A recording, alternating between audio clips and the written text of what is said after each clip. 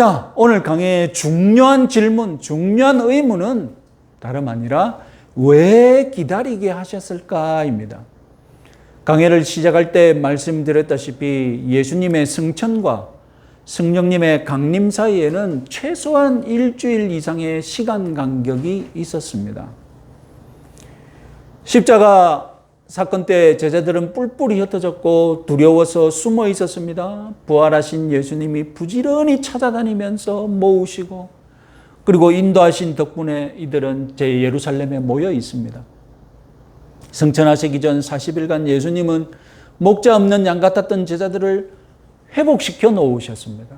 이제 예수님이 승천하시면 제자들은 진짜로 예수님을 보지 못하는 날들을 살게 됩니다. 아직도 부족한 제자들에게 진짜로 유익한 분이 성령 하나님이십니다. 그런데 예수님은 성령을 바로 보내지 않으시고 기다리게 하셨습니다. 예수님은 제자들에게 바로 성령을 보내셔서 제자들을 빨리 선교의 현장으로 보내시는 그런 선택을 하지 않으셨던 것입니다. 예수님의 정확한 워딩은 약속하신 것을 보내리니 그때까지 이 성에 머물라입니다. 겉보기에는 마냥 기다리는 시간이었던 것입니다. 그런데 제자들은 그 시간을 어떻게 보냈습니까? 누가복음 마지막 9절 24장 53절 다시 한번 읽어볼까요? 그들이 예루살렘에 돌아가 늘 성전에서 하나님을 찬송하니라. 성전에서 하나님을 찬송하는 시간으로 보냈습니다. 머물라 예수님이 명령했는데 이들은 찬송하는 시간으로 보냈고 사도행전 1장 14절을 보시면 같이 한번 읽어볼까요? 더불어 마음을 같이하여 오로지 기도에 힘쓰더라. 하나님이 특별하게 명령한 것도 아닌데 자발적으로 마음을 같이하여 오로지 기도에 힘썼다는 것입니다. 제자들은 하나님의 뜻을 간파했습니다. 그냥 소일하면서 기다리는 것이 아니었다는 것이죠. 찬양하고 기도하면서 기다려야 한다는 것을 깨달았던 것입니다. 깨달을 뿐만 아니라 힘을 썼습니다. 우리말 성경 힘쓰다라도 번역된 헬라어는 모든 행동에서 부지런하게 끈질기게 행동하는 것입니다. 그래서 영어 성경은 계속하다, 지속했다, 헌신했다 이런 뜻으로 번역합니다. 제자들에게 기도는 깨닫는 것이 아니라 헌신하고 힘쓰고 지속하는 것이었습니다. 이들의 기도 제목은 무엇이었겠습니까? 하나님의 약속이 성취되기를 기도했겠죠. 약속하신 것을 기다리라고 했으니 즉 성령의 임재를 간구했을 것입니다. 이들이 성령이 임할 때까지 모여서 합심 기도를 했다는 것입니다. 기도하면 역사가 일어나는 줄 믿으시기 바랍니다. 하나님은 제자들에게 기다리라고 하셨고 그 덕분에 제자들에겐 하나님의 약속을 갈망하는 간절함이 생겼습니다. 하나님이 원하시는 바가 바로 하나님을 향한 간절한 갈망이었던 것입니다.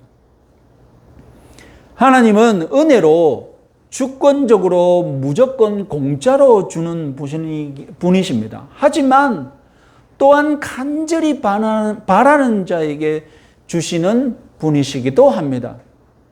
받는 입장에서는 기대하지도 않았는데 하나님이 주시는 은혜를 받기도 합니다.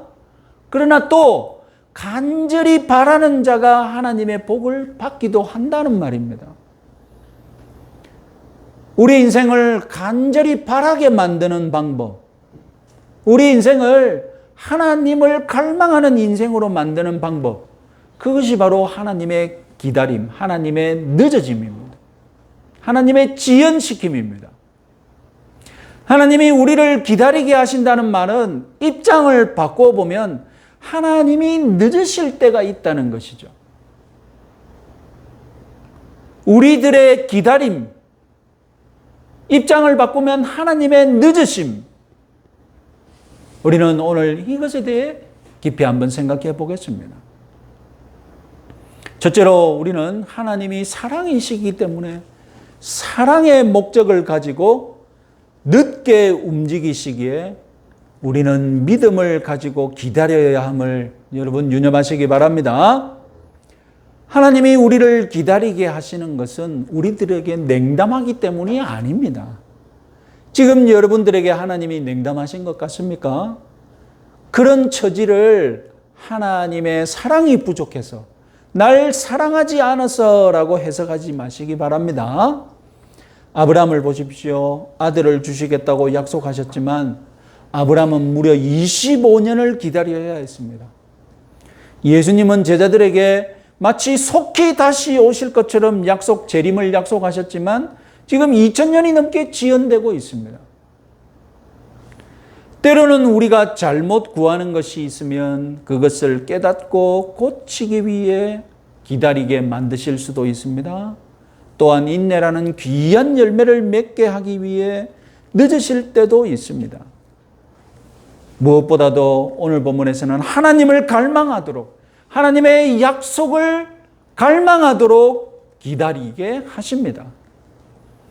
하나님은 은혜로 먼저 주시는 분이시기도 하지만 우리는 하나님께 받은 은혜를 너무 당연하게 여기는 타성에 적기 마련입니다.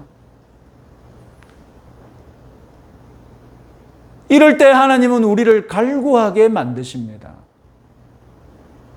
요즘 말로 밀당하신다는 것이죠.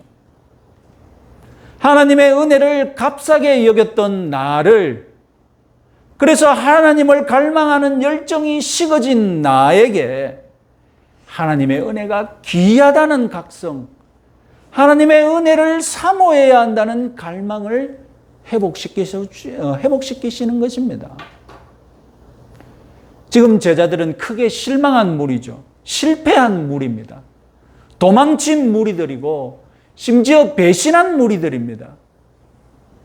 그렇게 밑바닥으로 내려왔던 이 인생들을 부활하신 주님이 40일 동안 회복시켜 놓았지 않습니까? 그러니 주님의 은혜가 귀하다는 것을 이제 깨달았던 것이죠. 주님이 승천하신다니 두렵기도 하고 주님이 더 유익한 성령님을 보내신다니 간절해지기 시작했던 겁니다. 그래서 이들은 갈망을 가지고 뜨겁게 기도했던 것입니다.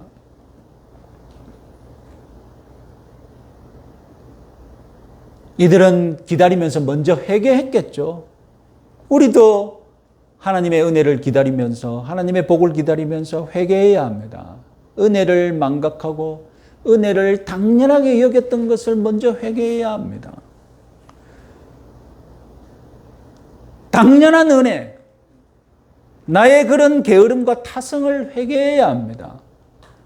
여러분, 은혜라는 가스펠송 가사를 잘 아시죠? 내가 누려왔던 모든 것들, 내가 지나왔던 모든 시간, 내가 걸어왔던 모든 순간, 당연한 것이 아니라 은혜였어. 그전에는 당연하게 여겼다는 것이죠. 당연하게 여긴 시간들이 있었다는 것입니다.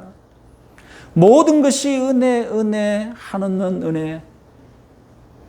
내 삶에 당연한 건 하나도 없었던 것을 모든 것이 은혜였어. 우리가 매일매일 이런 은혜의 깨달음을 얻는다면 얼마나 우리 신앙생활이 건강하고 재미있고 감격스럽고 감사가 넘치겠습니까? 그런데 망각하니까, 너무 당연하게 주어지니까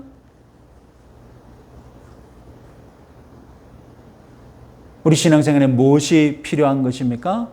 때로는 기다림이 필요하고 늦어짐이 필요한 것입니다. 우리를 사랑하시기 때문에 우리를 기다리게 한다는 것을 믿으시기 바랍니다. 지금 내가 당하고 있는 이 처지를 하나님이 냉담해서라고 판단하지 마시기 바랍니다. 하나님의 사랑의 크기와 높이가 고작 지금 내가 당하고 있는 이 처지에서 끝났다, 이렇게 생각하지 마시기 바랍니다.